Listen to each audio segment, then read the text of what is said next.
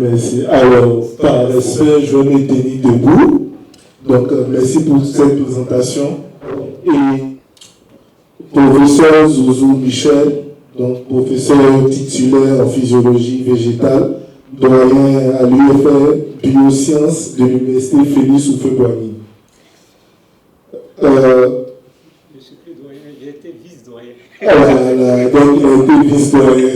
Donc le professeur est très modeste, il dit, il ne faut pas dire le reste de mes titres là, il faut dire un peu seulement, sinon il a beaucoup de titres.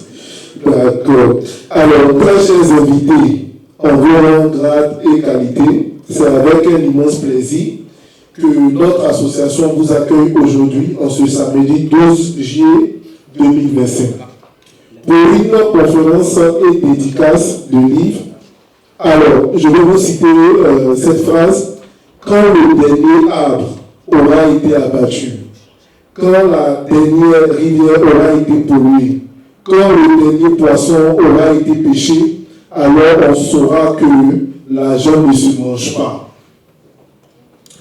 Tous contemporains d'une époque qui privilégie le capitalisme et le gain du profit au-delà de ce qui devrait être l'essence de notre existence. La protection de notre cadre de vie, plus précisément la protection de la nature. Nous nous sommes rendus coupables, chacun de nous, à notre échelle, de la destruction de la nature. Et aujourd'hui, nous vivons tous les conséquences de ce dérèglement climatique.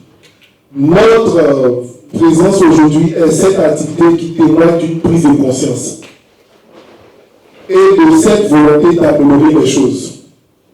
En effet, les affres du réchauffement climatique se font de plus en plus ressentis à travers le globe.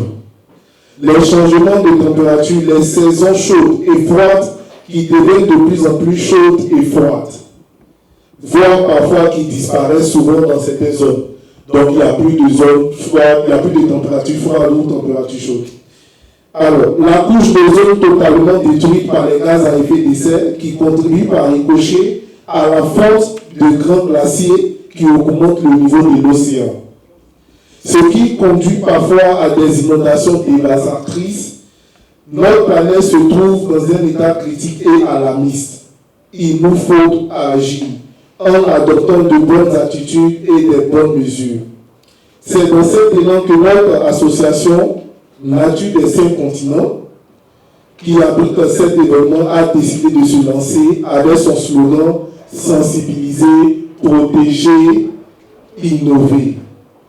L'objectif de cette association étant avant-gardiste ou lanceur d'alerte à travers des conférences webinaires, workshops, célébrations des journées internationales, manifestations. Notre second objectif est également d'être incubateur de projets avec des projets tels que participer au reboisement 1 million d'arbres pour l'Afrique, soutenir les projets de vie verte, mettre en place des projets agro. Le troisième objectif également, troisième objectif est celui d'avoir une vision internationale. Voilà. Donc, aller à travers le monde, annoncer l'urgence du combat de la lutte pour la préservation de l'environnement à travers le programme PASS. Donc, c'est quoi PASS? PASS, c'est le programme Projet, Action, Sensibilisation. Alors, je vais encore vous citer quelque chose. Ne dites-on pas que si vous pensez être trop petit pour changer les choses, essayez de dormir avec un moustique dans votre chambre. Voilà, parce que parfois on dit oui, mais Aristide est trop petit pour changer les choses. Donc avec des moustiques dans les chambres, tu verras ce que ça fait. Alors, l'association Nature vous invite à le rejoindre ou à la rejoindre afin qu'ensemble, nos actions soient plus remarquables, nos paroles de plus en plus audibles, tout en espérant que votre présence ici soit enrichie de par ces connaissances qui seront partagées autour du thème « La protection de la nature, l'affaire de tous » et du livre qui nous réunit tous ici, « La nature, l'affaire de tous ». Ensemble, prenons à bras le corps le changement climatique avant que ses conséquences ne nous emportent tous. Vive l'écologie, vive la nature, je vous remercie.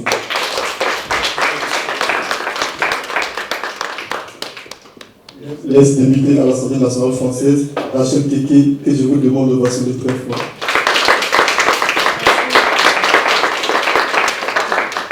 Merci pour votre présence. Elle avec sa collaboratrice, Nathalie.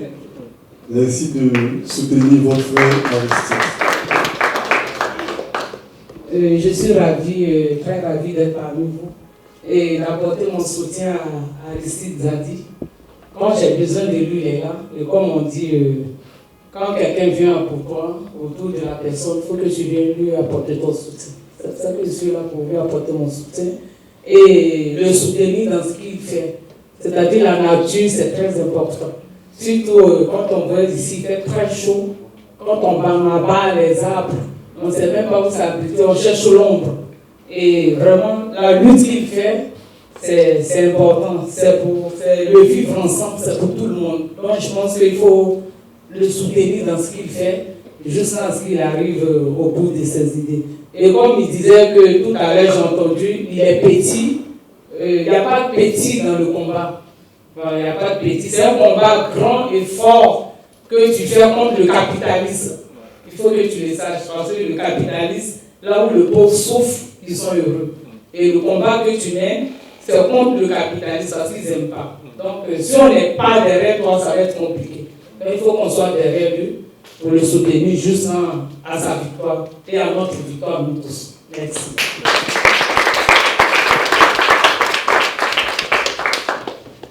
Alors, comme il n'y a pas de mots dans les paroles, ça va être plutôt à ma façon que je vais pouvoir vous parler un petit peu de tout ça. En tout cas, j'ai choisi deux morceaux un peu des tubes, mais qui me parlent pour ce contexte.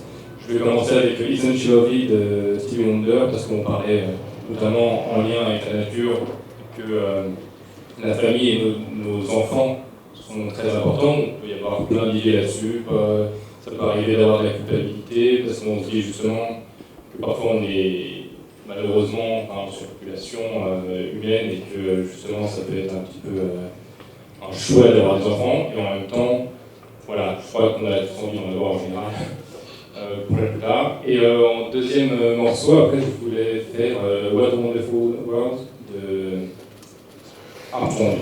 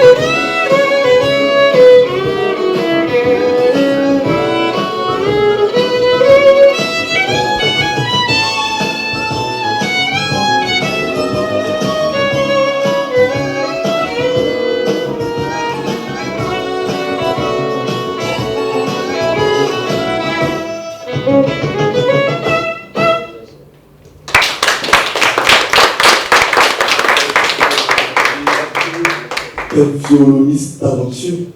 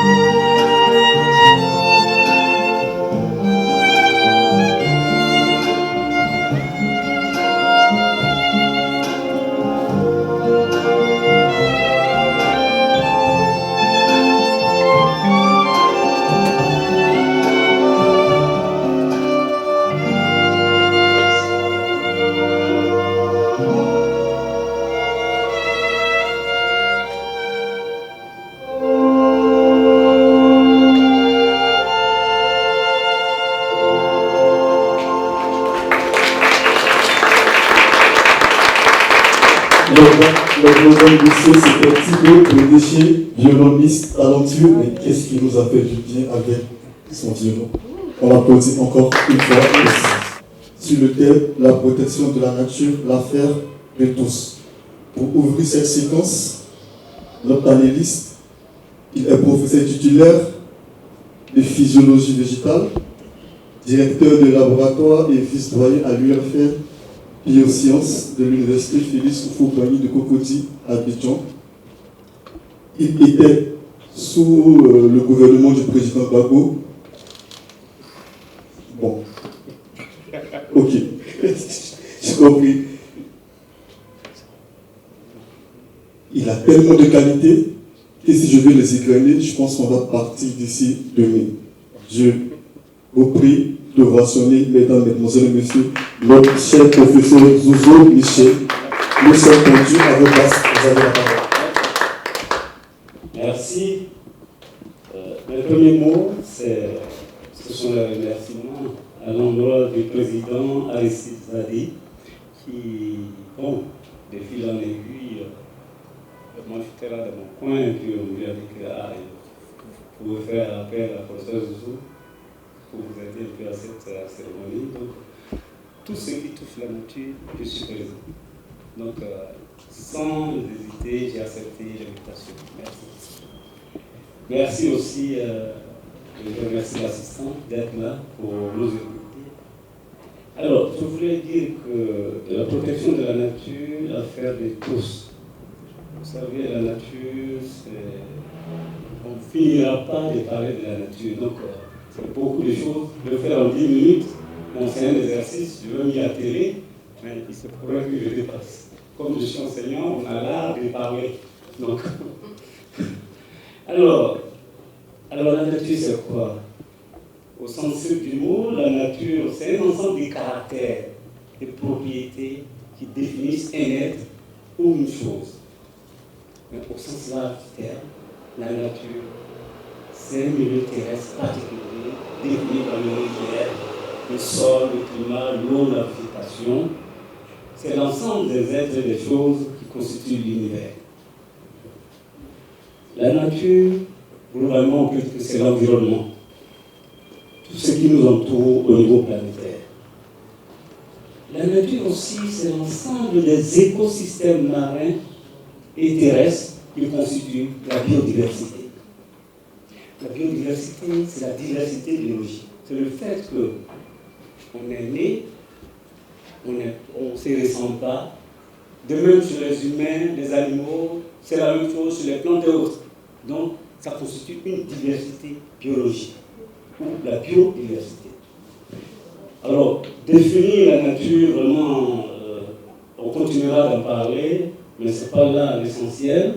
Je pense qu'il y a d'autres définitions de la santé. Et même, vous entendez les mots, je pense que je ne vais pas les expliquer là, peut-être au cours du débat, hein, je peux approfondir. Alors, pourquoi donc protéger la nature? Cela revient à dire pourquoi est-il vital de protéger la biodiversité mondiale? Alors, on doit protéger la nature parce que la nature est d'une importance capitale. Elle sert d'habitat. Elle est source d'alimentation, de nutrition, d'énergie et de presque tous les besoins de l'homme et des autres êtres vivants.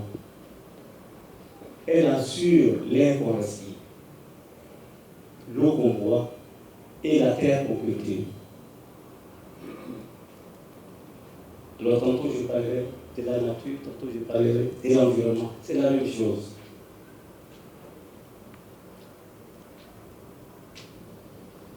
Alors, premièrement, la nature est vitale. Elle est capitale pour les êtres vivants, pour l'humanité. Donc on doit la protéger. Secondo, la nature se dégrade à une vitesse alarmante à cause des activités humaines qui entraînent des pollutions, des contaminations, tant au niveau du sol que de l'eau et de l'air. Je vais donner des exemples. Environ 75% des environnements terrestres et 40% des environnements marins sont sévèrement altérés par les activités humaines.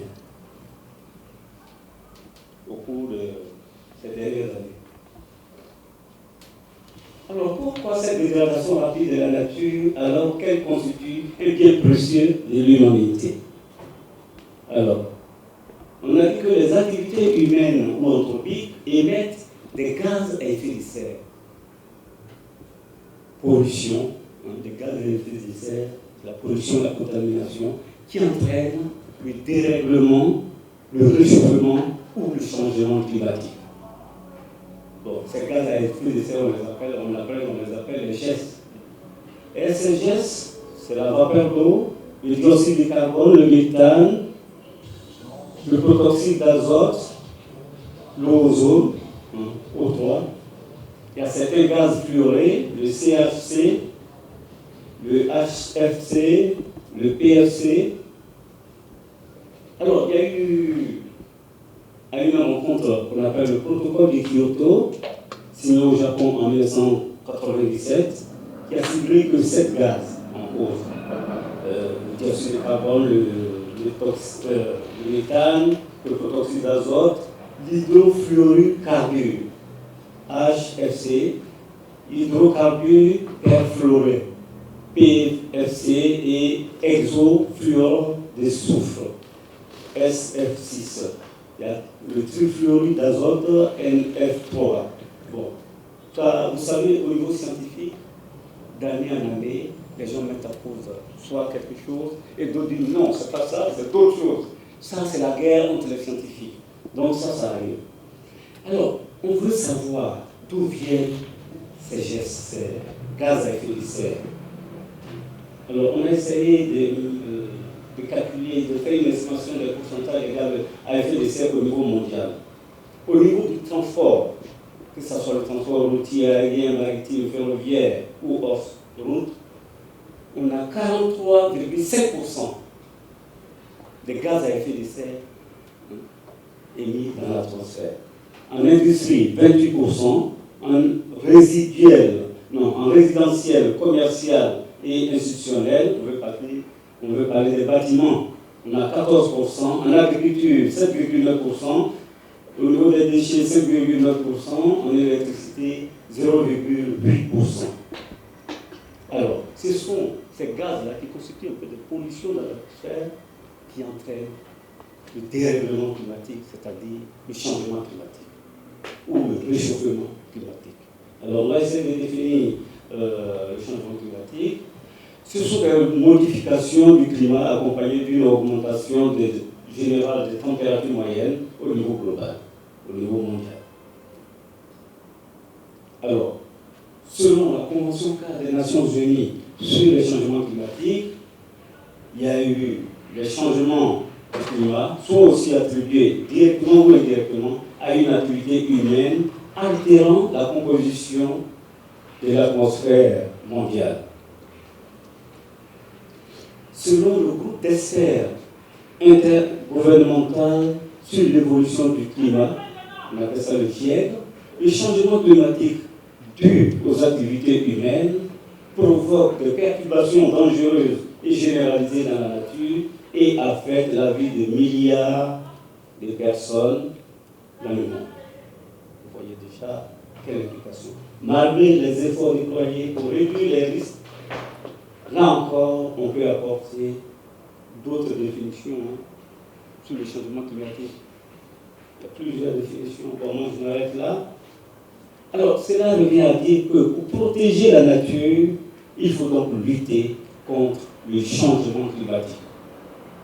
Changement climatique, dérèglement climatique ou encore réchauffement climatique est un lourd fléau planétaire, c'est-à-dire mondial, dont les effets, impacts et conséquences sont nombreux, incalculables, incommensurables, qui, déjà visibles de nos jours, c'est-à-dire actuellement, iront en s'aggravant dans le futur. Ces conséquences sont naturelles, sociales, économiques et même territoriales. On va en donner quelques exemples. Il y aura un bouleversement des écosystèmes et une fréquence accrue des catastrophes naturelles qu'on qualifie désormais d'événements climatiques extrêmes. Une augmentation de la fréquence, de la durée, de l'intensité des événements météorologiques extrêmes. Il y aura des inondations, Vous voyez, actuellement, il y a eu des inondations au Texas. Des tempêtes, des tsunamis, des cyclones, des typhons, des ouragans, des sécheresses, des feux de forêt, comme il y en a en France déjà dans le sud. Et des épisodes caniculaires, c'est-à-dire que des hautes températures. On assiste déjà à ces phénomènes. Il y aura la fonte des glaciers, l'élévation des niveaux des mers, c'est-à-dire la montée des eaux, l'érosion progressive des côtes, la désertification, la raréfaction des ressources, le bouleversement des écosystèmes, la disparition de certaines espèces animales et végétales, donc la perte de la biodiversité. Il y aura la détérioration des moyens de subsistance, il y aura l'augmentation de la faim, des migrations et déplacements forcés des populations qui vont entraîner même des conflits territoriaux, alors qu'elles sont moins responsables du dérèglement climatique. Ce sont les populations les plus pauvres et les plus vulnérables qui sont les premières victimes. Parce que le dérèglement climatique, c'est beaucoup plus les pays industrialisés qui engendrent les causes, l'industrie, pas mal de choses. On va en revenir. Il y aura l'aggravation de la pauvreté et des inégalités.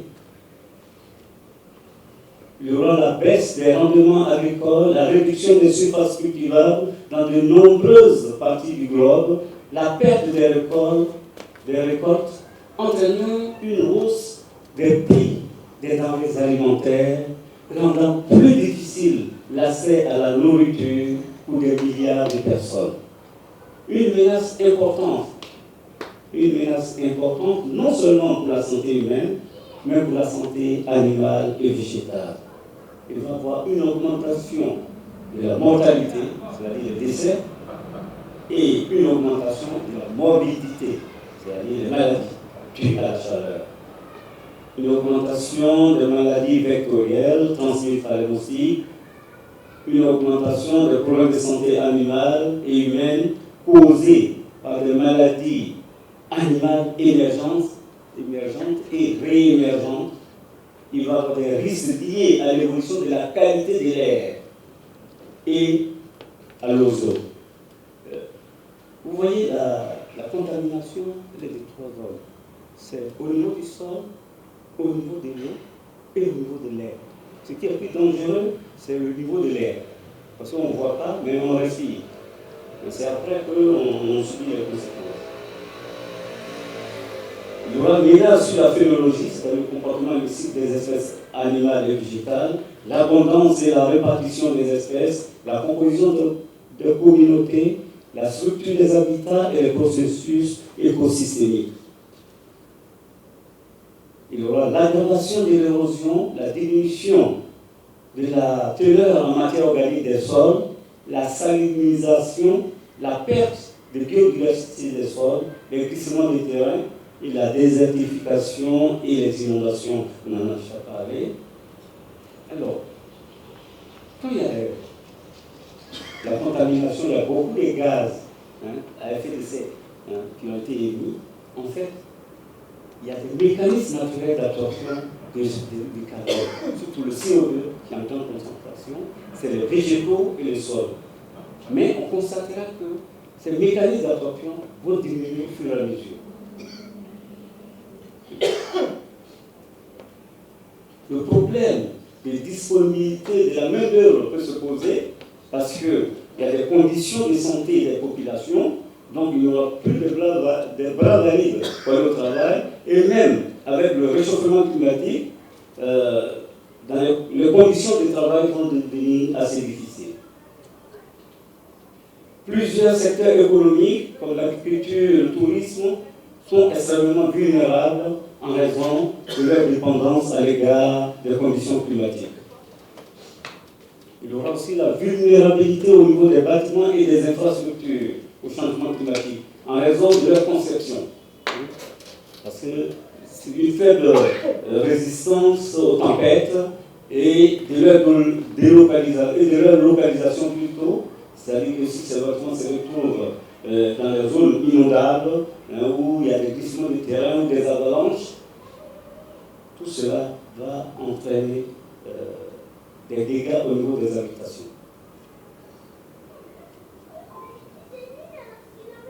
Alors, j'ai cité pas mal des conditions, des conséquences du changement climatique. Alors, quelles sont, pour lutter contre le changement climatique, quelles sont les solutions pour lutter contre le changement climatique et donc pour protéger la nature? Parce qu'en luttant contre le changement climatique, on protège la nature ou l'environnement.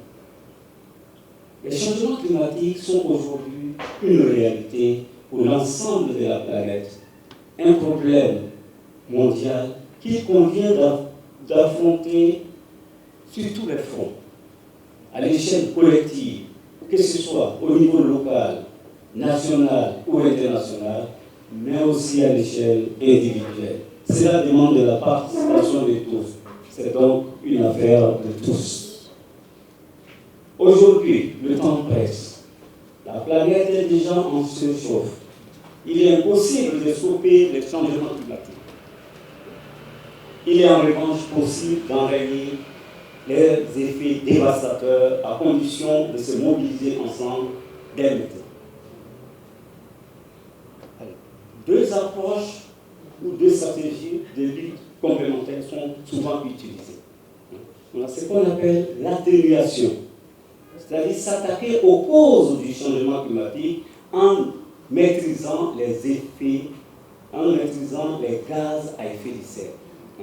Il faut en produire moins. Donc on peut agir ou ce qu'on appelle l'adaptation, à pour objectif d'anticiper les impacts du changement climatique, de limiter leurs dégâts, conséquences éventuelles, en intervenant sur les facteurs qui contrôlent leur ampleur. Parce qu'il y a certains facteurs qui amplifient les conséquences. Donc on peut aussi s'adapter en jouant sur ces facteurs.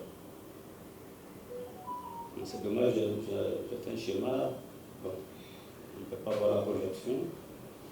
Alors, quelles sont les solutions?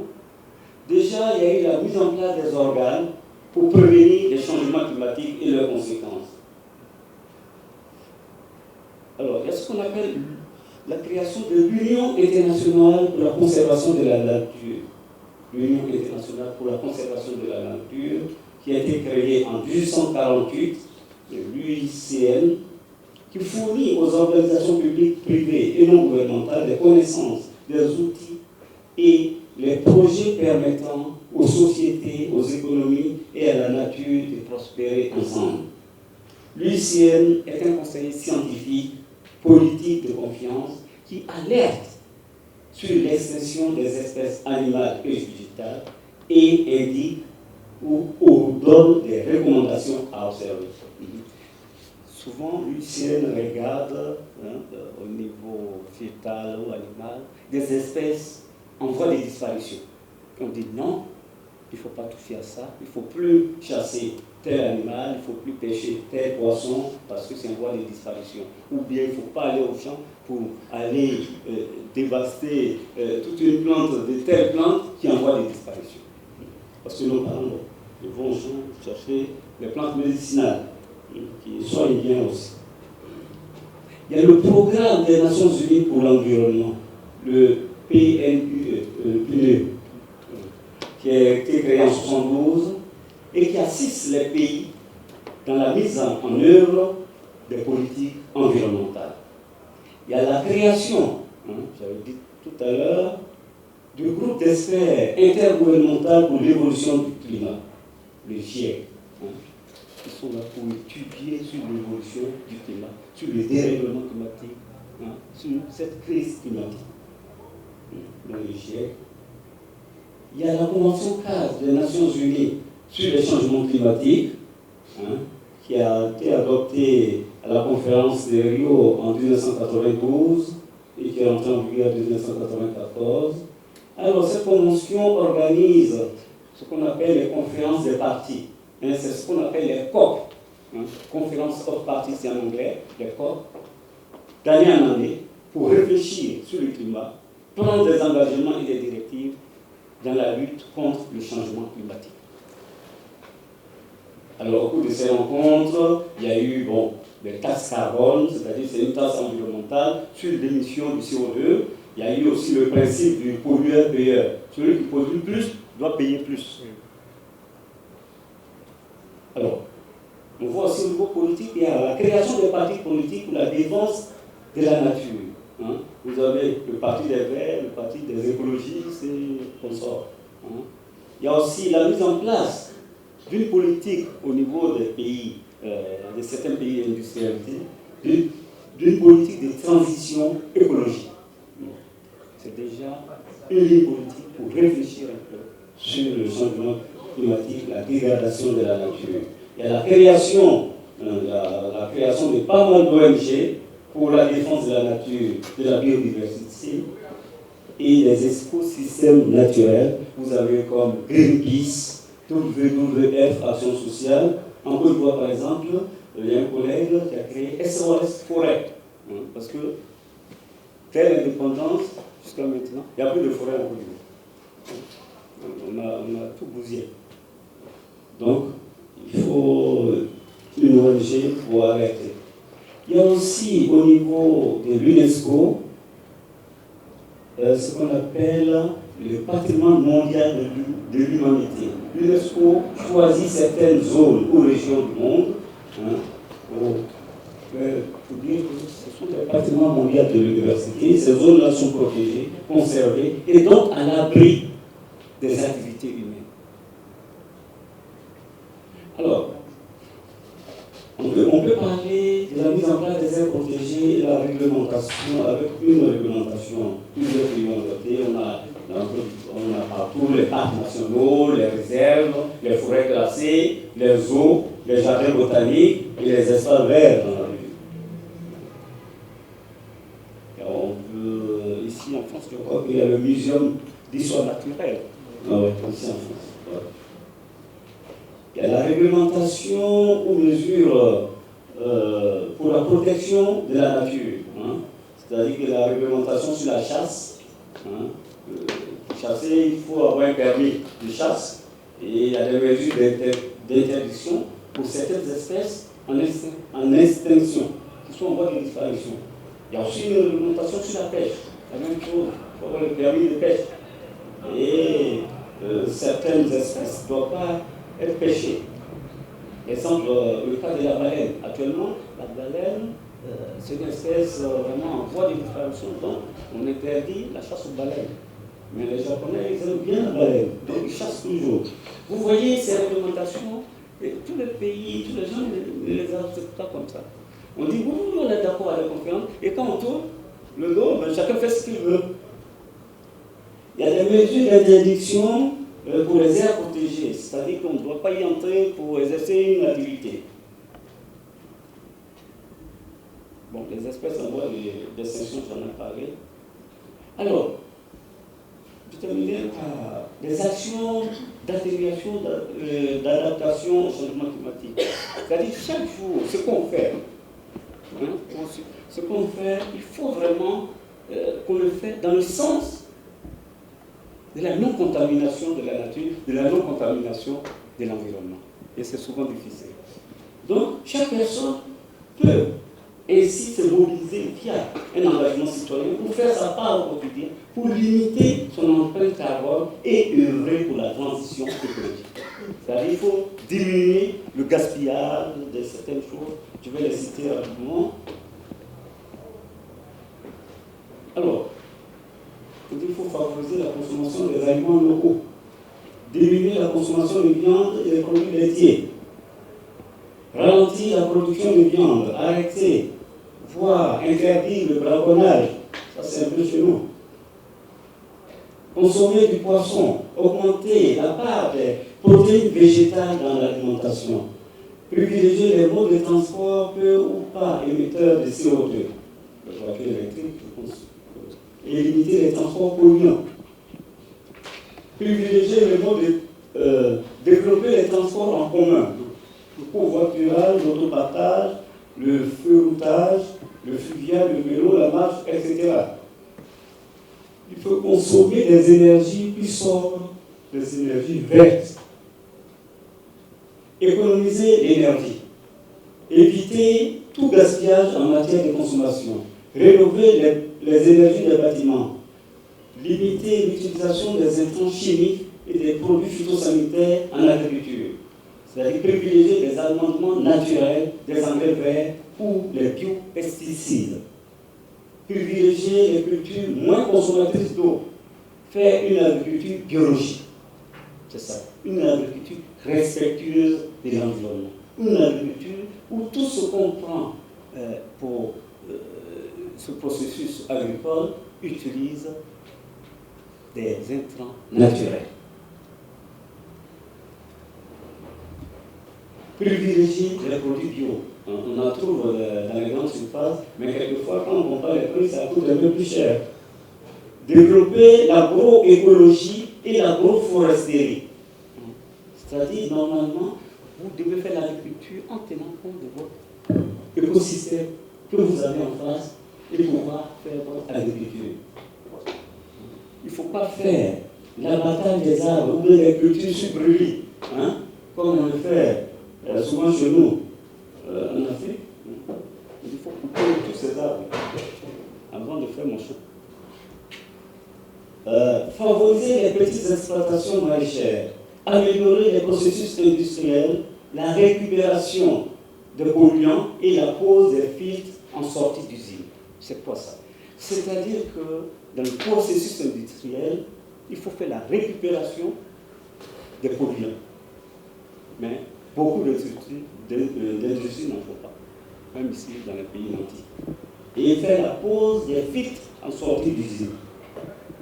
Et c'est les industries-là qui polluent davantage, ces pays industrialisés qui polluent davantage. S'engager dans une démarche zéro déchet.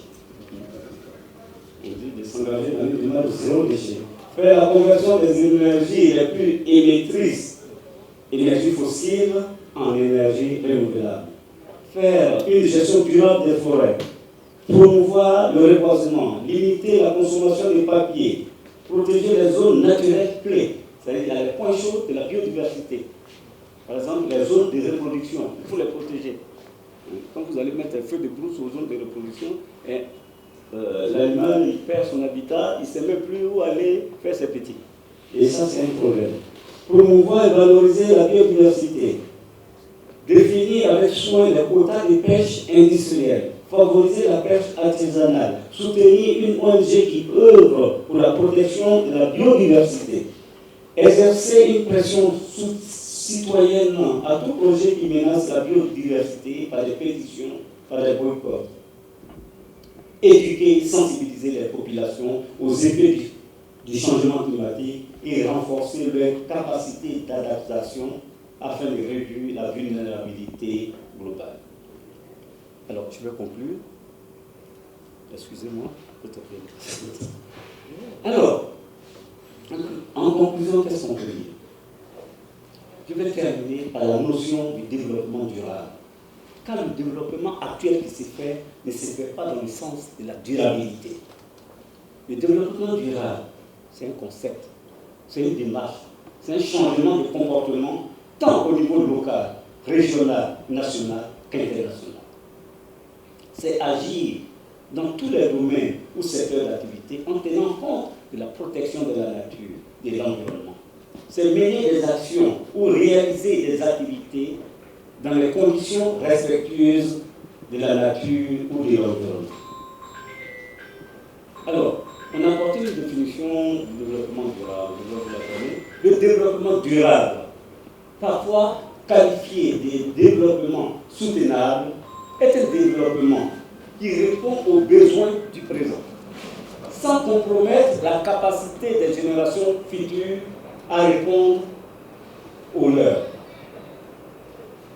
Ça, c'est le rapport de Bretland en 1987. Et cette définition devrait être. Alors, le développement durable a trois piliers. Il y a l'environnemental, le social et l'économique.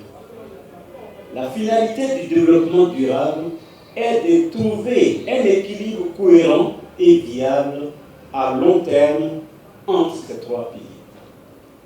J'en ai terminé. Merci.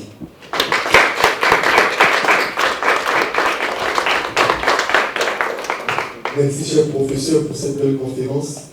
Nous allons à présent découvrir une vidéo de l'association Nature des 5 continents. Je tiens à rappeler juste que les t-shirts sont en vente au prix de 10 €. L'adhésion à l'association pour lutter, pour sauvegarder la nature, 15 €. Et le livre, bientôt 15 €. Pour les questions techniques, bon, je tenais déjà à saluer Mme Rachel Keke pour sa présence. Donc, merci de m'accueillir de votre présence. Comme elle a dit, quand elle me sollicite toujours, je suis toujours là. Donc, on est ensemble. Le professeur Raphaël Dabo, qui est aussi un grand que je tenais à saluer. Donc, il est de l'école du parti. Alors, on va visualiser une vidéo. Donc, c'est l'association que je dirige. Alors, je vous laisse prendre connaissance de ce qu'on a fait jusqu'à là. Voilà.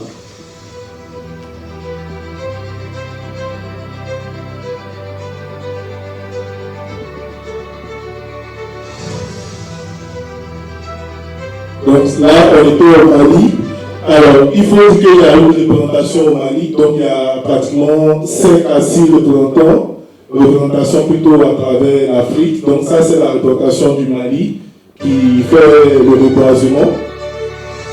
Après, la représentation du Sénégal, il fait aussi du reboisement. Et on a celle du Congo. On a une forte représentation au Congo.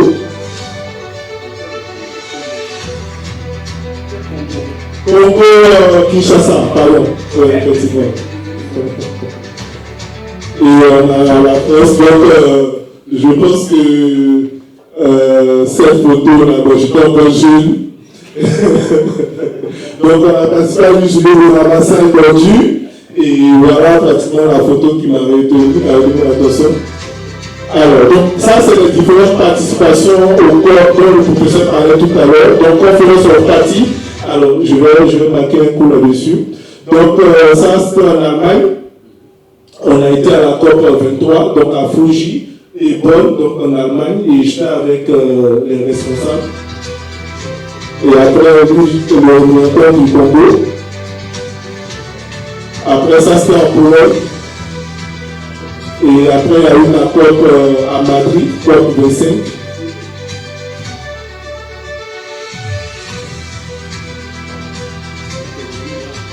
Et ça, c'était à la COP 25. Je pense que pratiquement, vous voyez les vidéos, les photos.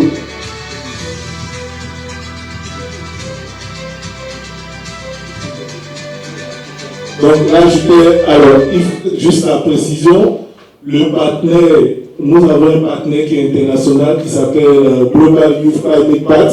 Donc, c'est avec eux que on a été visiter les chantiers on va dire, des partenaires égyptiens qui nous présentaient pratiquement ce qu'ils avaient comme source d'énergie. Donc, ce sont nos partenaires, ils ne sont pas là aujourd'hui, mais toujours fidèles, quoi. Donc là, j'étais avec les enfants égyptiens qui me posaient aussi des questions, très intelligents également.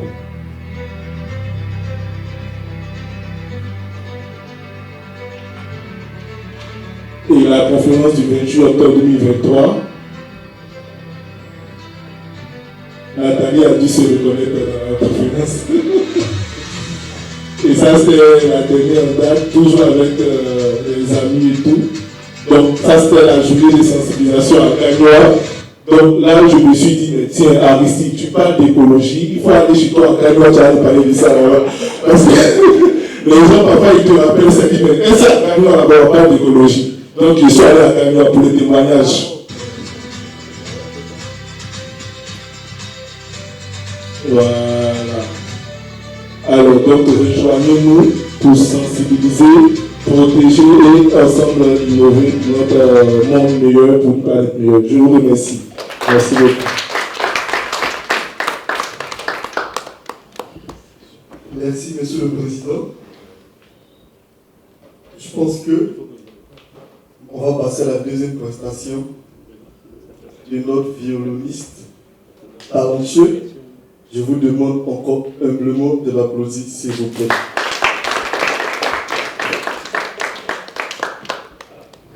Je vais vous interpréter un morceau classique de Claude Debussy qui s'appelle Le Clair de Lune, qui est normalement un morceau pour piano solo à la base.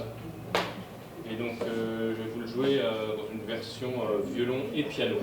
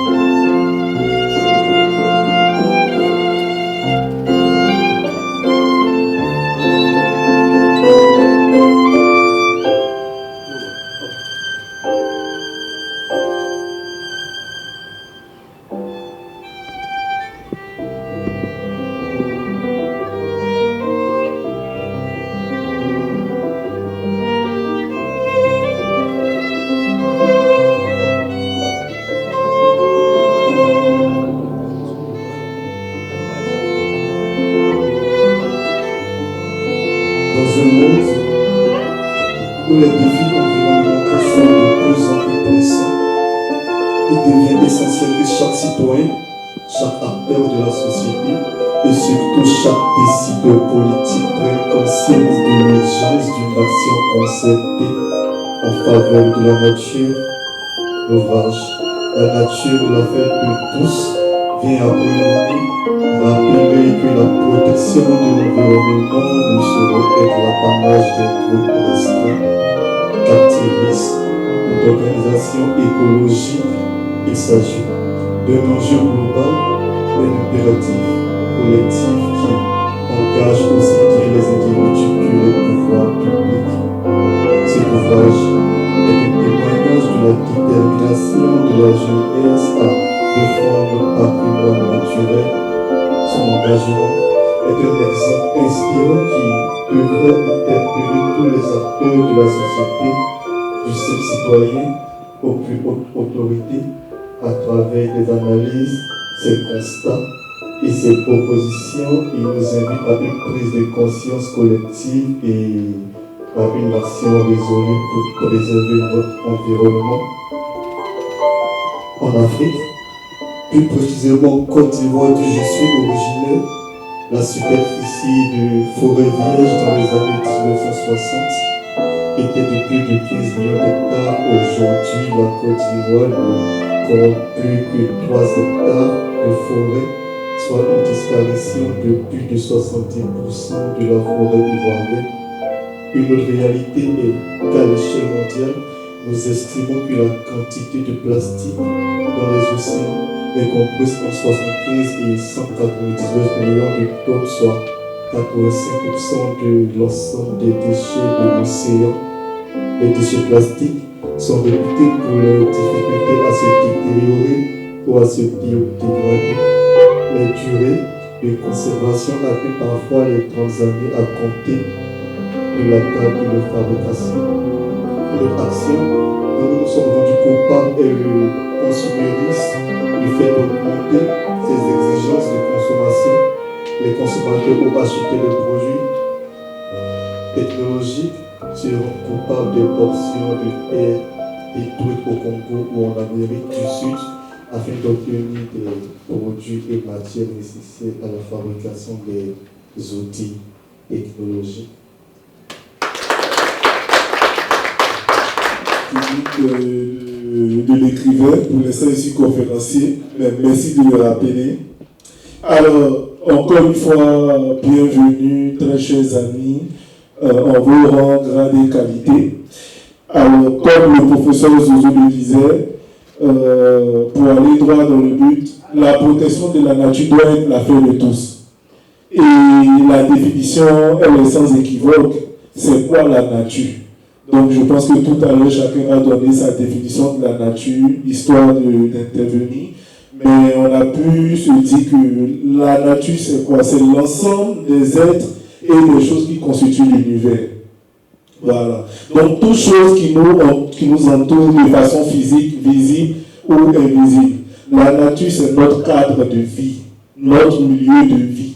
Cependant, quels sont les éléments de la nature qui favorisent notre existence? C'est-à-dire, bien sûr qu'il y a des éléments catalyseurs. Donc, nous avons l'air, l'eau, le feu et la terre, les 4 éléments de la nature.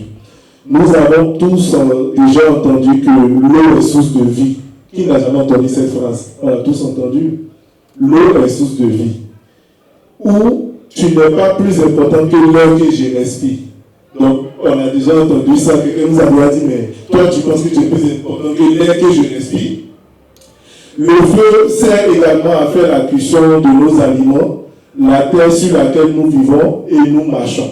Donc, vous voyez que ces 4 éléments, nous sommes au quotidien avec ces 4 éléments. Donc, l'eau, qui est source de vie, et l'air que nous nous vantons de respirer, qui est plus important que ce que nous voyons, et la terre qui permet à ce que nous nous asseyons et nous arrivons à discuter. Tous ces détails pour vous montrer combien de fois nous sommes liés à tous ces éléments de la nature, donc par ricochet, combien de fois nous sommes dépendants de la nature. Après tout ce qui précède, nous comprenons pourquoi la protection de cette nature devient inévitable et inévitablement l'affaire de tous. Oui, nous sommes tous concernés par la protection de la nature, malgré la différence raciale, culturelle et générationnelle. Parce que moi-même, Aristide, quand je suis en ville là-bas, on me dit que tu es trop petit pour ce que tu es en train de faire. Donc tu te dis, mais attends, quand est-ce que je vais le faire exactement? Quand j'aurai 70 ans ou bien... Donc, cette histoire générationnelle, il faut qu'on dépasse cette histoire générationnelle. Quand tu peux faire quelque chose, tu le fais. Voilà. Donc, ça va au-delà des différences générationnelles, raciales et culturelles. La protection de la nature ne saurait être l'apanage d'un groupuscule ou d'un groupe de personnes appelées communément écologistes. Donc, on vous voit en train de ramasser des autolios, c'est les écologistes. On vous catalogue déjà. Appelle-vous par leur dire, c'est comme ça, ils sont les écologistes. Donc, on souffre beaucoup parfois. Alors, on entend souvent ces phrases, surtout à mon niveau, c'est vous les écologistes, ton histoire d'écologie là, ça c'est pour les Blancs et les Européens. On m'a dit ça à Gaïwa là-bas. Donc, j'étais en train de parler avec un tonton que j'admire beaucoup. Il me dit, mais est-ce que ton histoire là, même les gens vont entendre ça ici? Ça c'est pour les Blancs, hein? Bon. Sinon, parfois, c'est les climato-sceptiques qui te diront, cette histoire d'écologie là, est-ce que c'est vrai? Donc, on a eu des gens entendre Donald Trump qui disait que, est-ce que l'écologie même c'est vrai? C'est pas les trucs bizarres là. Alors, de l'autre côté, nous avons les climato-hypocrites. Donc ça, c'est des gens qui, le matin, ils te disent « Vive l'écologie !» Le soir, ils passent derrière, ils vont détruire les ressources de la terre pour leur profit. Donc eux, on les appelle les climato-hypocrites. Alors, en effet, cette lutte ne devrait être l'affaire d'une personne ou seulement ceux qui sont dans cette salle. Nous nous sommes rendus coupables de la destruction de la nature et nous pouvons ressentir ses conséquences des règlements climatiques ou changements climatiques. Dans les pays les plus chauds, les températures se suivent et ne se ressemblent même plus. Donc en Côte d'Ivoire, aujourd'hui en Côte d'Ivoire, parfois il y a 8 saisons, mais c'est quelle saison ça? Parce que les gens ne connaissent plus les saisons. Même pareil ici en France, il fait chaud. La dernière fois, il y a eu plus, on allait jusqu'à 40 degrés. Impossible de respirer. Il n'y a pas d'air. Donc, ça nous touche, on est tous concernés. Alors, les températures qui se suivent et qui ne se ressentent plus, certains nous confiaient qu'ils ne reconnaissent même plus la température. Les saisons ne sont plus les mêmes. La température qui change rapidement en France, ça c'est connu de tous. Hein. Le matin, tu te réveilles, tu dis, mais je m'habille comment aujourd'hui? Attends, je mets un petit body, un t-shirt. À peine tu fais 500 mètres, tiens, il faut que je mette une doudoune. Donc ça change et on vit ces affres-là au quotidien. La température qui change en France, les inondations des stations métro, c'est une réalité. Au fait, on ne pouvait jamais penser qu'en France, il pouvait y avoir des inondations des stations métro. Déjà, c'est en souterrain. Donc les métros sont tous en France ici. Ou bien qui sait pas que les métros sont en souterrain? C'est en souterrain. Il ne devait pas y avoir normalement, je pense, d'inondation. Mais bien au contraire, ce sont les métros qui sont les plus inondés généralement. Pas plus tard qu'en début de ce mois, il y a eu une pluie et à la porte de Versailles, c'était inondé. Impossible pour les métros de circuler. Donc on est tous concernés. Et c'est pas qui ne vit pas ça. Nous tous on vit ça. Et en plus, on a la super du saumon. Donc ici en France, il faut dire que les gens consomment beaucoup de saumon. C'est-à-dire, tu vas quelque part à un café ou à un restaurant, je veux un bon sandwich, on te demande avec du saumon. Donc le saumon il est consommé ici. Mais n'oublions pas que l'espèce est en train de disparaître. On consomme le saumon, mais ça va disparaître. On a aussi les dauphins et les ours qui disparaissent également. La menace et la prolifération du nucléaire. Ça, bon, je pense que tout à l'heure, dans la dédicace, on va en parler. Mais hier, je tentais de regarder BFM et c'était tout en rouge. La Russie menace la France et les pays européens. Donc, c'est dans cette atmosphère-là que nous sommes. À chaque fois, c'est des menaces qu'on voit, c'est des tentatives de lancer des bombes nucléaires sur un autre pays qu'on voit à chaque fois. Donc, tu te dis, mais attends, pour lancer des bombes nucléaires, nous, on fait comment? On n'est pas dans votre guerre. Nous, on veut simplement vivre ouverte. Bon, soit on vous trouve un terrain où vous lancez des bombes là-bas, et nous, on vit tranquillement. Voilà, non, même pas sur les sols, mais qui calme, quelque part dans l'espace là-bas, débrouillez-vous. On a envie de vivre. Des gens qui te font l'éloge d'une âme, comme quoi ça c'est Satan 2. Ça va vous détruire. Mais pourquoi Satan 2? Bon, déjà, Satan, c'est un faux type. Il a une mauvaise réputation. Mais encore son 2, c'est grave. Donc, on s'est dit, mais est-ce que les gens ils comprennent même ce qui se passe? Parce que, histoire de se faire la guerre, on dénomme les armes Satan 2, peu importe ce qui c'est pour détruire la nature. Et après, on va aller vivre ça. J'ai entendu dire qu'il y a Elon Musk qui veut nous envoyer sur la Lune là-bas, sur Mars là-bas. Ça veut dire qu'on n'a pas envie de régler notre problème sur la Terre ici. Ils sont en train de penser à une autre vie sur Mars, sur la planète Terre là-bas. Donc, les pays qui se menacent entre eux, le consumérisme et la pollution numérique. Donc, la pollution numérique, c'est une réalité. Bon, moi-même, j'en parle, mais malheureusement, on vit ça au quotidien. Ici, chacun de nous a au moins 2 téléphones, un ordinateur ou une chambre connectée. Donc voilà, tout est connecté aujourd'hui. Sans toutefois savoir que les ondes électromagnétiques détruisent notre système immunitaire. Parfois, tu te réveilles, tu es fatigué, tu dis, mais pourquoi je suis fatigué? Mais c'est le téléphone que tu mets au chevet de ton lit là. C'est le téléphone qui passe toute la nuit en charge. C'est les 2 téléphones que tu as. Je me demande si les 2 sont en même temps, comment tu vas faire? Et c'est une réalité. Aujourd'hui, on préfère marcher avec la 5G que la Wi-Fi.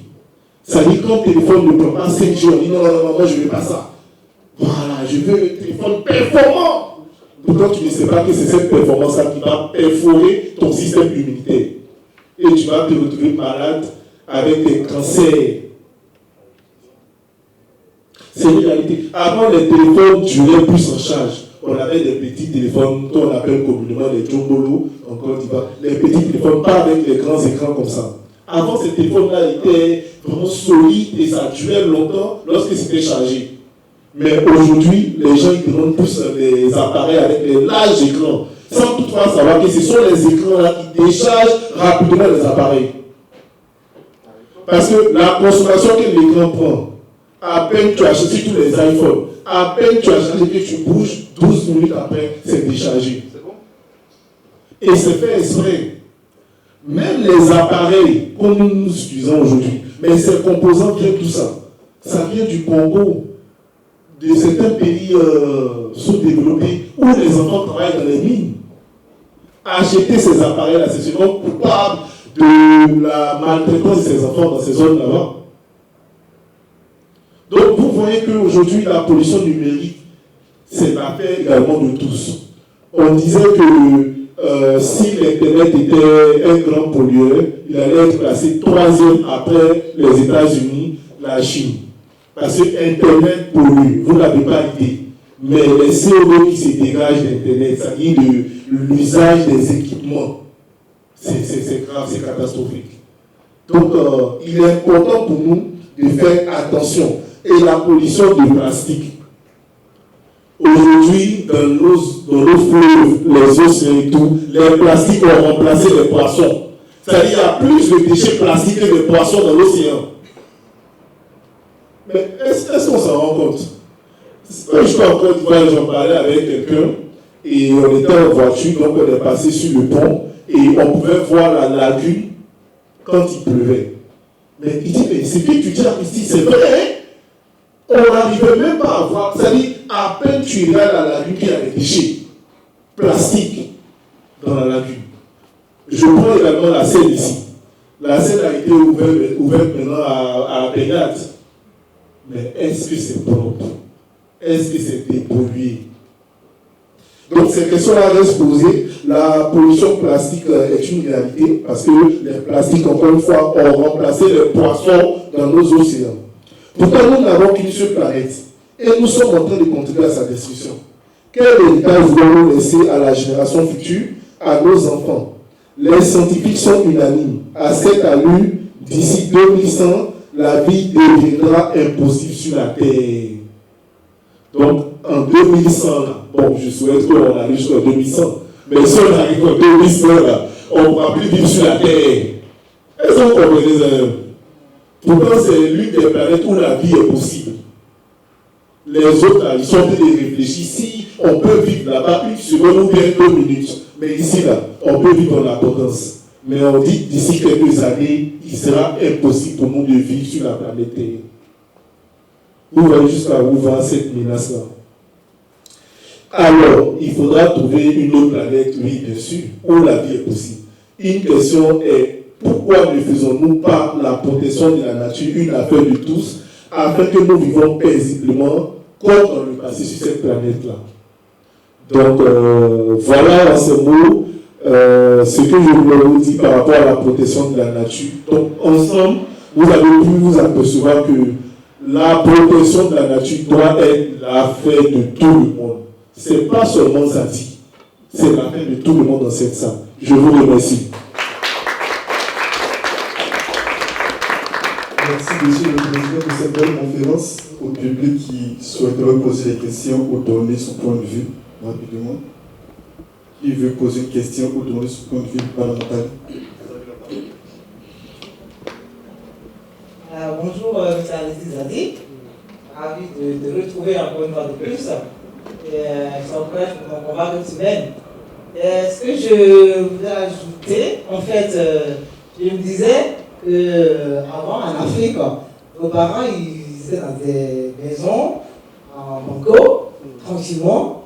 Il n'y avait pas une histoire d'effet de serre, il n'y avait pas la clim, on vivait en paix. Et il y avait de l'air frais, on vivait tranquillement. Et ils nous envoyaient, il fallait qu'on fasse des maisons en briques, il fallait qu'on mette des tôles sur les toits.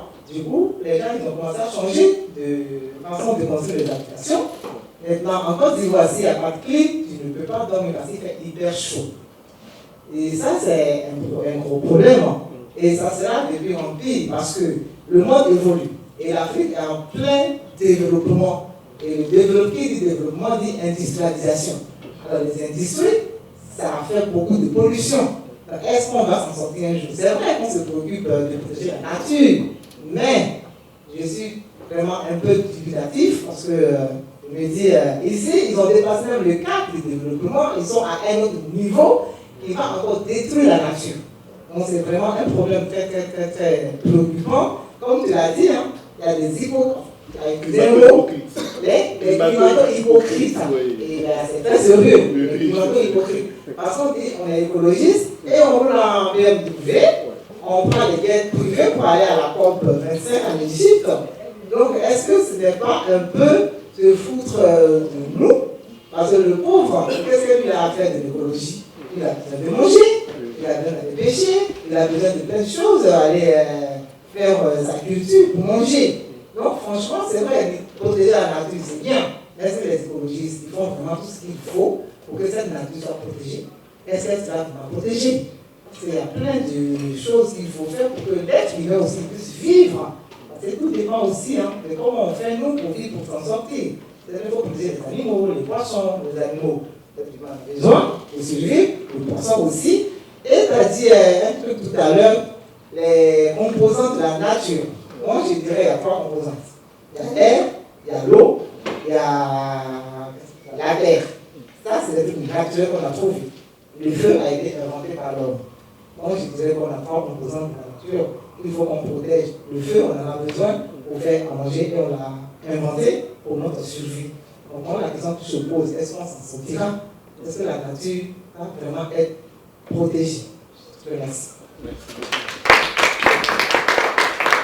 Est-ce qu'on s'en sortira? Le réponse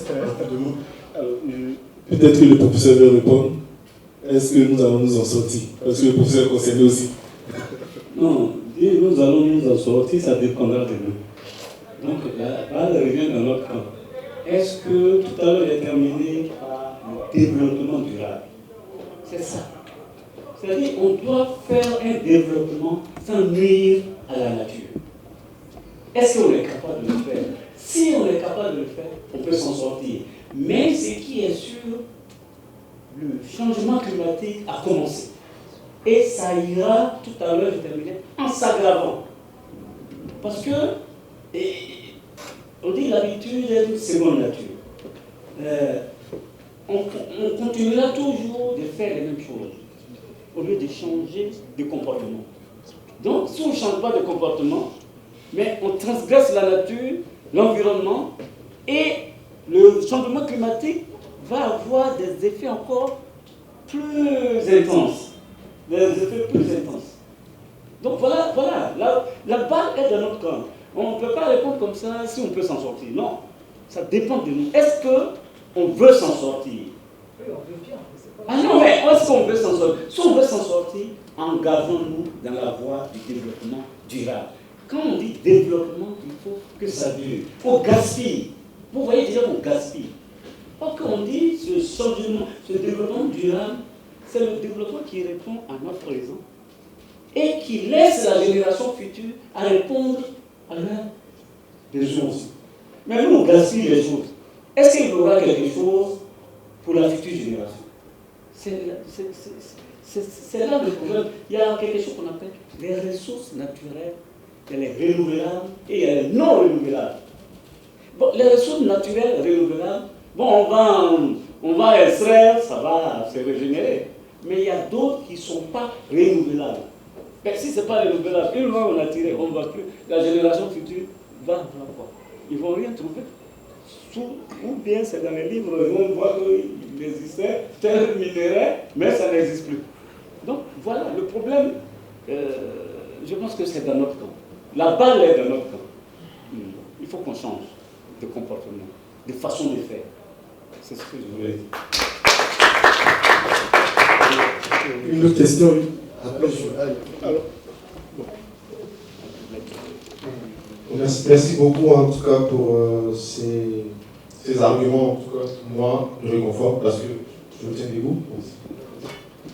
Alors, Zadi, bravo à toi surtout pour la thématique, parce que la nature, l'affaire de tous, bon, on le voit très naturellement, on se dit c'est un slogan simple, mais en fait, ça veut pour moi dire que c'est pas seulement faire des études, c'est pas seulement suivre des formations, conférences, qu'on doit s'intéresser à protéger la nature. Ça doit être quelque chose de normal qu'on doit de. C'est comme ça que je le retiens. Et comme on le disait tout à l'heure, c'est vraiment nous. On dit nous, c'est vraiment s'engager à changer. Des gestes simples. Par exemple, se balader avec une gourde et éviter d'acheter des bidons d'eau partout. C'est des trucs simples, ponctuels qu'on peut faire pour commencer à lutter. Et ce que je recommanderais à l'organisation, c'est vraiment aller dans un sens aussi pédagogique. Je le dis parce que moi, je travaille dans l'éducation environnementale depuis 3 ans, à Abidjan et aussi ici en France.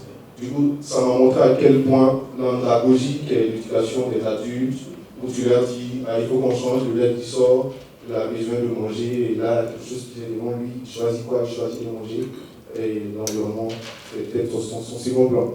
Mais pour les plus jeunes qui sont encore au primaire ou au collège, je pense que si on commence par leur inculquer ces valeurs de gestion durable des déchets, d'action concrète, leur dire qu'on veut leur goût à l'école, d'éviter de réduire les déchets, parce que le meilleur déchet, c'est celui qu'on ne produit pas. Dans 100 ans, comme tu l'as dit, on ne pourra plus vivre. Je sais que si on commence maintenant à les éduquer, eux, dans 100 ans, on pourra peut-être vivre. Donc, vraiment s'orienter aussi vers l'éducation. Et puis, certainement, on aura de beaux résultats. En tout cas, bravo pour cette initiative. Puis, force à toi. Merci. Merci pour cette intervention. Bonjour à tous. Je remercie le frère Zadi pour l'initiative qu'il prend déjà et l'ensemble de l'association.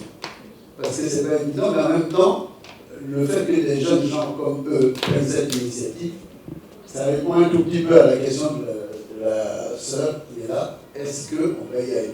Oui, on va y arriver, parce que les nouvelles générations ne sont pas un problème. Donc c'est déjà une première réponse. C'est déjà parce que tous les problèmes se résolvent à partir d'une prise de conscience. Si les jeunes générations prennent conscience, et si l'école, comme ça vient d'être dit ici, quelle est la part, moi je suis enseignant, mais quelle est la part des programmes qui sont consacrés au développement durable? Quelle est la part? C'est là où ça commence. C'est-à-dire que quand il dit le problème de la nature, ça concerne tout le monde, c'est à nous de dire à nos dirigeants qu'il faut que notre planète soit conservée et que pour ça, si nous voulons passer le témoin, il faut que la part qu'occupe l'écologie en général, parce que quand on dit écologie, on commence à avoir peur parce que ce n'est pas dur. Mais je vais parler de nature, la conservation de la nature. Il faut que la conservation de la nature prenne une part importante dans les programmes de l'école. Si on pense que c'est l'école qui va faire demain, il faut déjà que dans l'école, il y ait la part de la protection de la nature. Vous avez parlé du nombre d'éléments qui constituent la nature. Mais ça commence à nous. Nous-mêmes, on fait partie de la nature. Je crois que c'est nous la nature d'abord. Parce que cette nature ne peut pas se défendre seule, on la reste. Mais si on se considère comme partie de la nature, on va commencer à réfléchir, à ne pas agresser la partie. Parce que c'est systémique. Vous l'avez dit, c'est un système, la nature.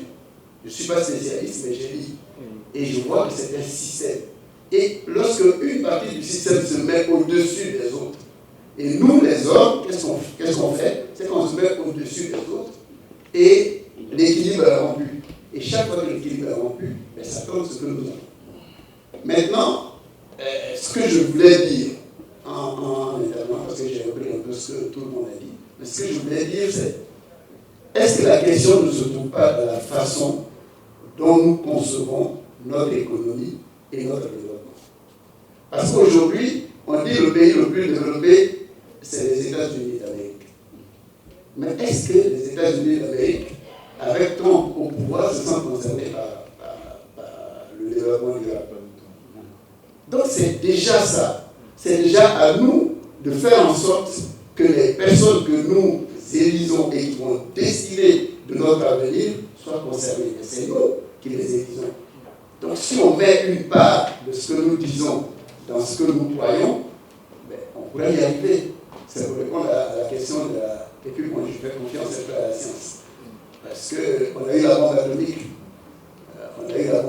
On sait très bien, quand on a essayé, ce qu'elle donne, la bombe atomique. C'est ce qu'elle donne. Quelles mesures on a prises au niveau international? Je suis internationaliste. Quelle solution ça a donné au niveau international? La non-prolifération des armes nucléaires. On a pris une décision, parce qu'on a vu ce que ça donne. On est en train de voir ce que donne les déséquilibres que provoque le fait qu'on ne respecte pas le climat. Et on trouvera des moyens. Moi, je crois à la nature de l'homme. Et même s'il ne voulait pas y croire, l'Église sera contrainte. Moi, je pense que l'Église sera contrainte. Mais il faut qu'on commence. Il faut qu'on commence. Donc, la seule question qu'on doit se poser, c'est s'interroger sur la nature de notre développement. Est-ce qu'un pays développé, c'est un pays qui ressemble aux États-Unis? C'est la vraie question. Est-ce qu'un pays développé, c'est un pays qui ressemble à la France? Si on arrive à répondre à cette question, en regardant quels sont les facteurs qui disent que le pays est développé, on va commencer à les remettre en question. Et peut-être qu'en les remettant en question, on a eu une chance de s'en sortir. Je vous remercie.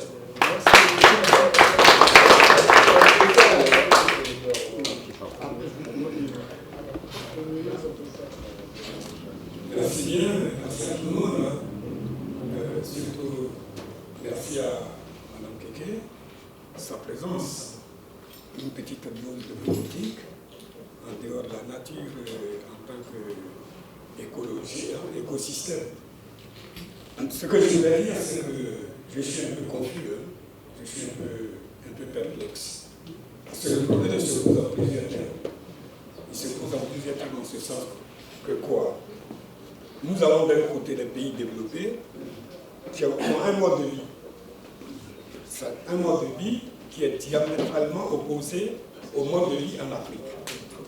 Et pour peu, on a eu les différentes réunions COP 21, COP 22, la réunion de Kyoto, de Rio et tout ça, ça a abouti à des échecs. Parce que c'est deux réalités qui s'affrontent. Il y a des réalités africaines où on a un certain mode de consommation. En Europe, ils sont habitués à un certain mode de vie. Donc ça fait que leur imposer notre mode de vie à nous, c'est impossible. Et je crois que le professeur l'a dit tout à l'heure, quand tu prends le mode de vie aux États-Unis, en France, n'importe où, eux, ils ont déjà atteint le stade de l'industrialisation. Nous, nous sommes à la recherche, sinon nous sommes à la poursuite, à la quête de cette industrialisation. Donc, poser le problème en termes d'accord, c'est un combat impossible. Et la preuve, je crois, c'est Aristide l'a dit tout à l'heure, il est allé à Gagnois, on lui a dit que non, le problème c'est un problème chez vous là-bas, nous ça ne nous regarde pas. Effectivement, non mais la réalité c'est ça. Donc ça fait que l'écologie, ça dit qu'à la limite, même je suis prêt à me poser la question de savoir l'opportunité de cette structure-là. C'est-à-dire c'est une structure, si dans quand on analyse bien le sujet, c'est qui concerne peut-être exclusivement l'Europe. C'est-à-dire quoi? On a ici en Europe, on a plusieurs parties naturelles, de nature. On a l'écologie, on a les verts. Ceux-là, par exemple, dans le contexte européen, dans le contexte français, leur action se justifie. Tu ne vas pas aller en Afrique demander à quelqu'un qui fait sa cuisine au feu de bois d'arrêter de couper les arbres. On ne va pas dire à quelqu'un d'arrêter d'aller pêcher le poisson parce que l'avenir, on en a besoin. Il y a un certain type de poisson, une certaine catégorie dont on peut avoir besoin pour ici en Europe, il y a la sauvegarde de la nature. On essaie de sauvegarder toutes certaines espèces animales. Mais en Afrique, le problème ne se pose pas dans ces termes-là. Donc, moi, de mon point de vue, quand on pose le problème d'écologie, il faut le circonscrire aussi bien dans le temps que dans l'espace. L'espace. Je ne dis pas qu'en Afrique, ce n'est pas important. Mais pour l'instant, nous, on a des besoins basiques. Nos besoins sont basiques. On ne peut pas interdire à quelqu'un de consommer l'eau sous prétexte que non, cette eau-là, bon, elle fait partie du patrimoine de l'UNESCO. Non, cette eau-là fait partie. Non, mais le problème, il est là. C'est-à-dire que les gens, en fait, ils sont dans un certain nombre de besoins, dans un certain type de besoin qui est qu'on ne peut pas arriver à limiter leur consommation. On ne peut pas arriver à limiter leurs besoins. C'est des besoins. Hein? Et il y a la dame tout à l'heure qui parlait de nos les maisons qu'on avait à l'époque. Je ne parlais même pas de maisons, c'est des cases qu'on avait. Des cases où on avait un certain type de fraîcheur. Aujourd'hui, on nous demande de construire les maisons en dur Vous allez en ville, impossible de dormir la nuit dans ces maisons-là. À moins d'avoir un certain niveau de vie, installer le climatiseur. Bon, le monsieur qui arrive, pauvre ouvrier dans une entreprise de la place, c'est à peine s'il gagne 50 000 francs. Moi, je me rappelle, moi j'habite à Adjamé. Hein. À Adjamé, tu vas dans certaines cours, c'est toute la famille qui est dehors. Ils dorment tous dehors parce qu'il fait très chaud dans la maison. Et je crois que c'est le professeur qui avait parlé des moustiques. Bon, il fait chaud, les maisons ne sont pas adaptées. Bon, le climat, lui, il ne va pas attendre que non, tu dormes pour faire chaud ou bien pour faire froid. Donc ça fait qu'on est dans, disons, une situation peut-être pas hybride, mais on est dans un contexte vraiment contradictoire. Hein? Les besoins de l'Europe ne sont pas les besoins de l'Afrique. Et je me rappelle la dernière COP qu'il y a eu, je ne sais plus si c'est la 21 ou 22, il y a eu l'opposition des pays africains. Voilà, la COP 29, les pays africains se sont opposés.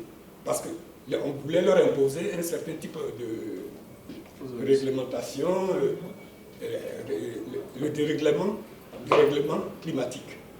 Ça ne leur convenait pas, parce qu'ils ont dit, comme il a dit tout à l'heure, les Africains leur ont répondu, c'est vous qui faites les plus grosses consommations d'énergie. Hein, le gaz à effet de serre, le gasoil, les grosses voitures, c'est chez vous. Nous, ici, on peut même quitter Yopougon, aller au plateau à pied, on peut partir de Yopougon, aller à Bakori à pied. On n'a pas tellement ce problème-là. Donc, c'est ce que je voulais dire dans un premier temps.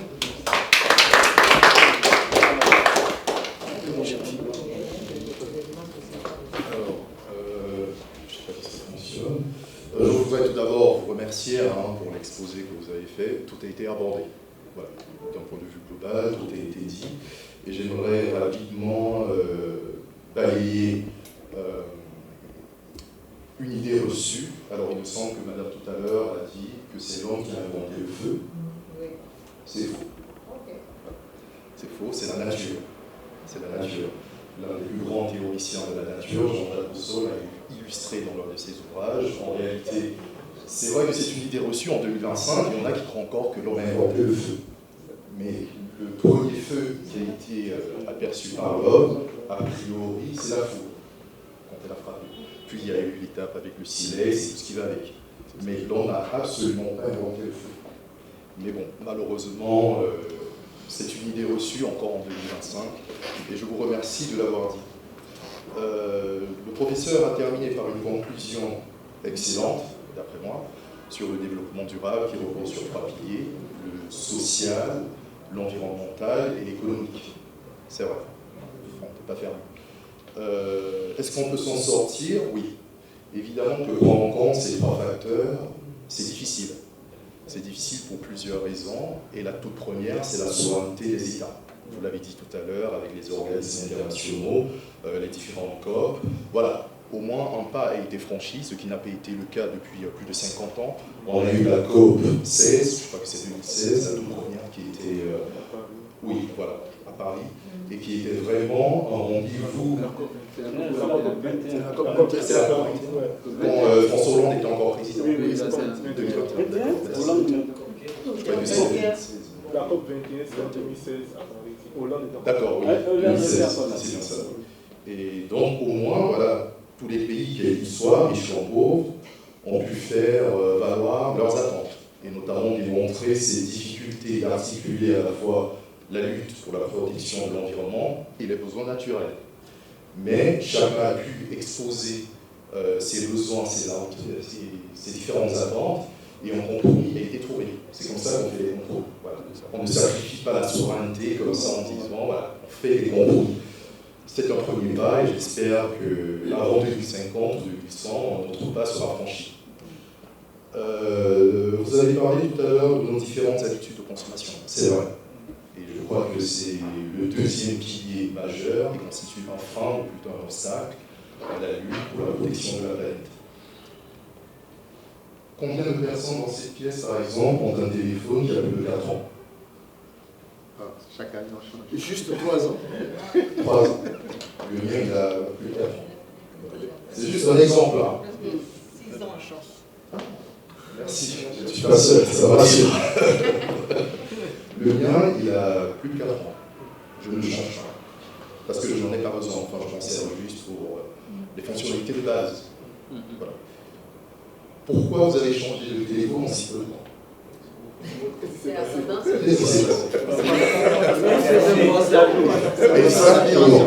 Exactement. Alors que depuis plus de 15 ans, il n'y a pas eu d'innovation majeure concernant les téléphones portables. Il y a juste eu ce qu'on appelle des innovations, je crois, incrémentales, entre les gens. Enfin, ce sont juste des améliorations. Il n'y a pas d'innovation. Niveau de la fonction. Exactement, mais il n'y a pas d'innovation au sens économique du terme. Tout à fait. Voilà. Mais on change parce qu'on a envie de changer. Et combien de personnes, par exemple, ici, ont un lave-vaisselle? Ah bah c'est pas sûr, parce que la plupart de mes collègues ont des lave-vaisselle. Donc je leur dis par exemple, ils n'ont pas besoin de lave-vaisselle. Ils n'ont pas besoin de sèche-linge. Non, on n'en a pas besoin. Enfin, il y a la nature, il y a le soleil. Alors c'est vrai, il y en a qui vont dire, mais en hiver, il faut bien que ça sèche assez rapidement. Mais on n'en a pas besoin. Moi, ça fait 15 ans que je vis en France. Je n'ai pas de sèche-linge, ni de lave-vaisselle. Ça va.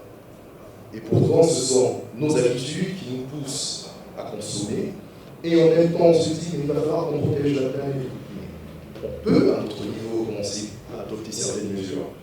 Il y a un an, moi, je me suis dit, il y a un truc que je peux faire en Afrique, un truc tout bête, c'est de commencer par changer les ampoules à incandescence. C'est bête parce que dans les pays pauvres, on utilise ces ampoules parce qu'elles coûtent moins cher. Mais ce qu'on ignore, c'est qu'elles consomment beaucoup, contrairement aux ampoules LED. Alors c'est vrai que dans les pays pauvres, ils n'ont pas le pouvoir d'achat qui leur permettrait d'accéder à des ampoules LED. Et qu'est-ce qu'il faudrait faire? Discuter avec les États pour financer ce type de besoin. Voilà un truc qui pourrait être fait. Moi, par exemple, j'ai réduit de 50% la consommation de ma facture énergétique. Je parle de facture, je parle du montant, je parle de l'énergie que je consomme. Je l'ai réduit de 50% juste en adoptant ces gestes. Ça, c'est EDF qui me le dit. Que dans un foyer classique comme le mien, en général, la facture est double. Donc, à notre échelle individuelle, on peut changer les choses et ne pas juste attendre que les États, les entreprises fassent le premier pas. C'est d'autant plus difficile pour les entreprises parce qu'elles ont un objectif majeur, c'est le profit. Elles s'en foutent majoritairement de... Voilà, oui, merci. Elles s'en foutent majoritairement de ces éléments. Je vais vite, vous en faites pas. Et donc l'un des piliers majeurs, c'est l'économie, et donc il va falloir frapper le portefeuille des entreprises, mais avec un président comme Donald Trump à la tête de la première puissance économique, ça va être difficile.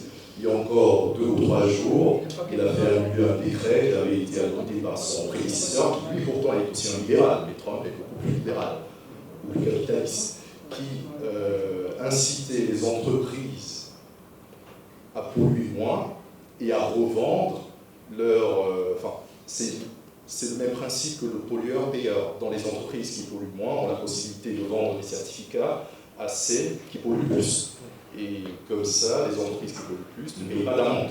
En gros, c'était ce que disait ce décret de Trump, l'a annulé. Et c'est d'ailleurs l'un des fondements de la querelle qu'il a actuellement avec son ami Elon Musk. Voilà. Alors, l'autre point que j'aimerais aborder, désolé, mon téléphone s'est verrouillé, parce que j'ai pris des notes, c'est la question des pays en voie d'émergence. Il est vrai que c'est difficile, enfin, notamment là, il faut prendre en compte la nature des besoins de ces pays, et ce n'est pas évident. Évidemment que leurs besoins ne sont pas les mêmes que ceux des pays développés, qui eux, pendant 2 siècles, plus de 2 siècles, ont quand même réussi à détruire les énergies fossiles qui, elles, étaient là depuis des millions d'années. En 2 siècles, ils ont réussi cet export. Les pays en voie d'émergence vont suivre évidemment ce chemin, mais pas totalement.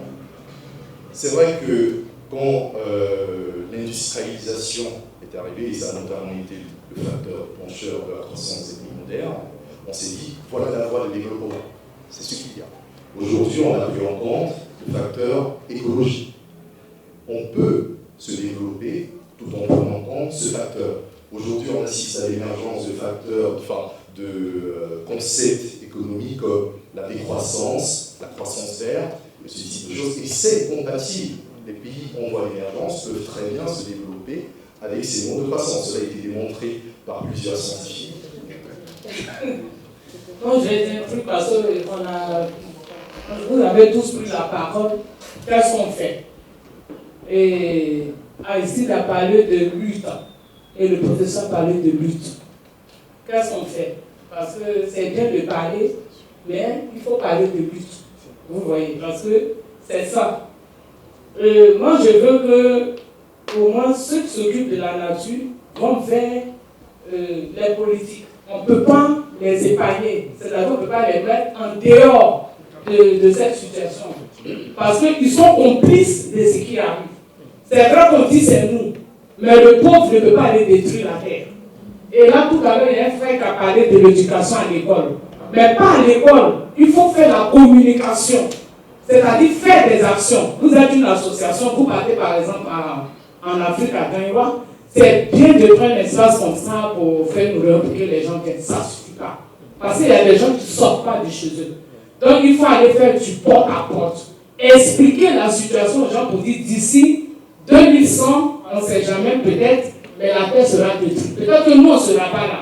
Mais nos enfants ou arrière-petits-enfants, peut-être ils verront ce moment. Donc, moi je pense que ici en France, vous voyez, il y a une association qu'on appelle le soulèvement de la terre, si tu connais. Mais c'est une association qui lutte contre l'État, parce que l'État détruit la nature. Vous avez vu une année, ils se sont combattus avec la gendarmerie. C'était vraiment, comment je vais dire ça, c'était vraiment rude ce combat-là. Jusqu'à ce que l'État dissout cette association-là.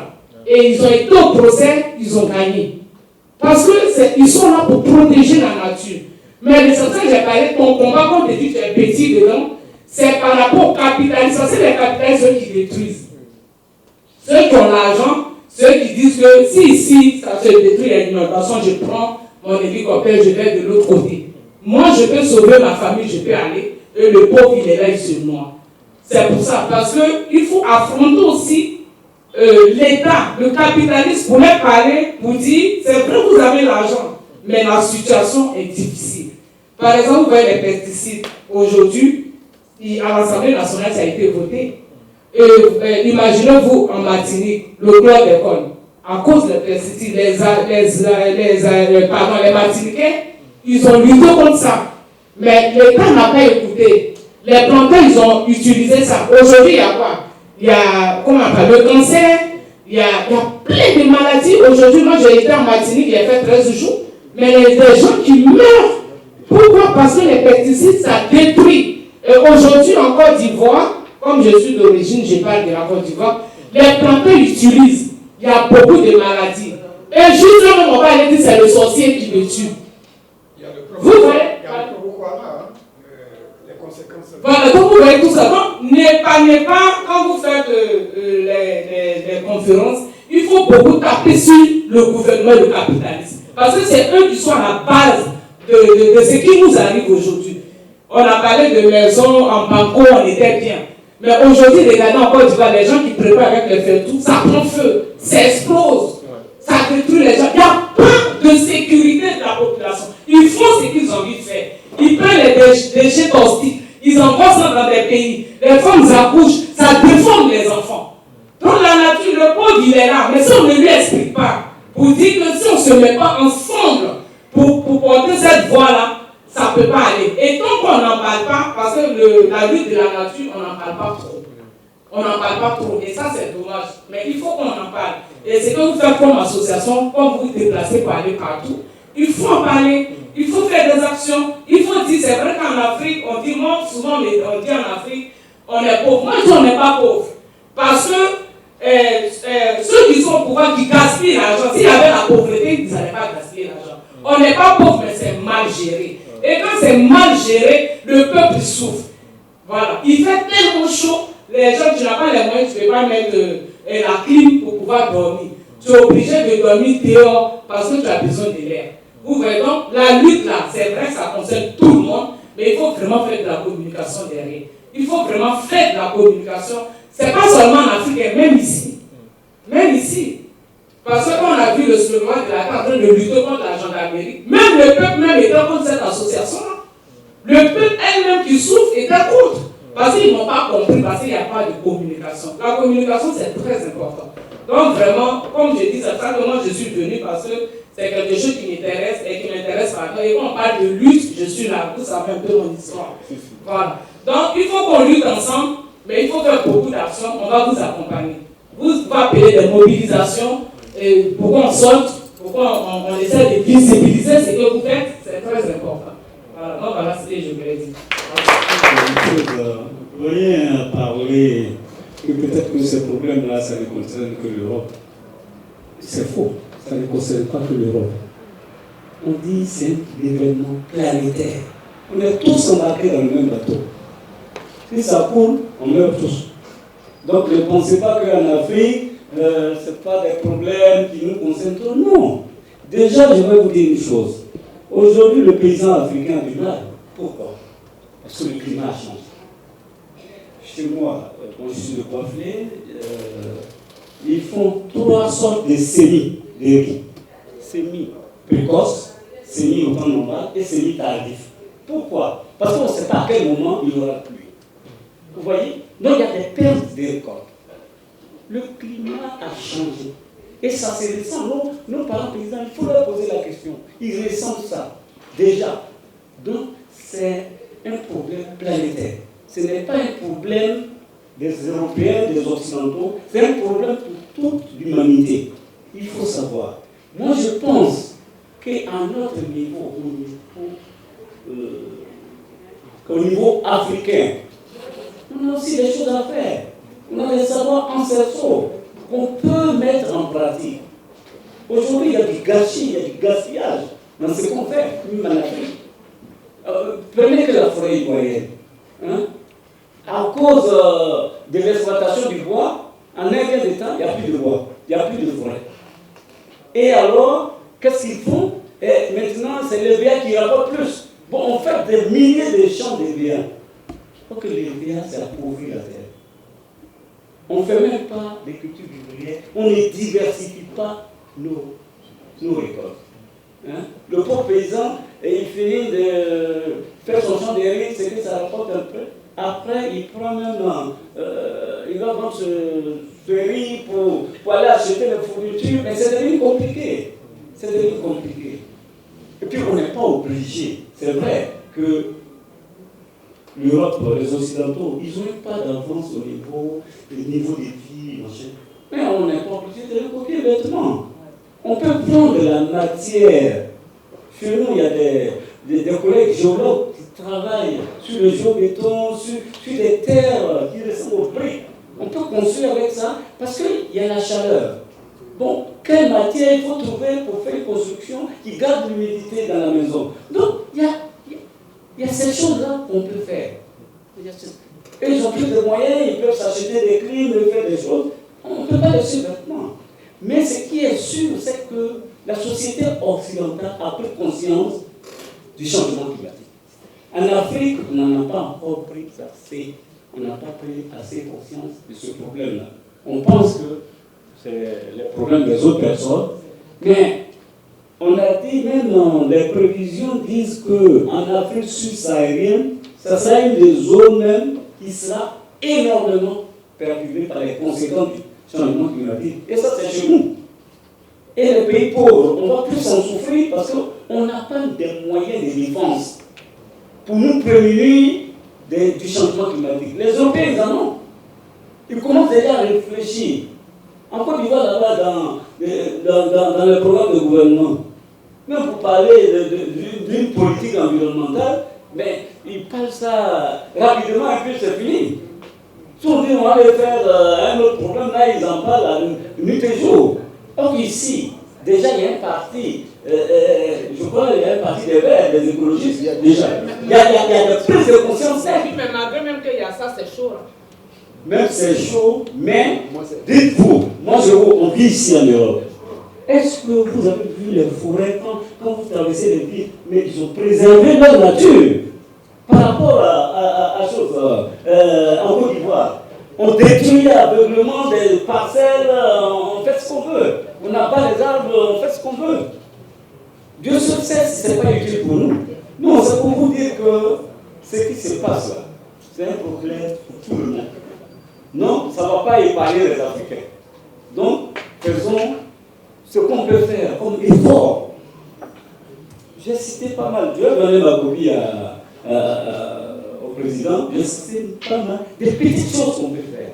On peut prendre les ordures ménagères, en fait du biogaz.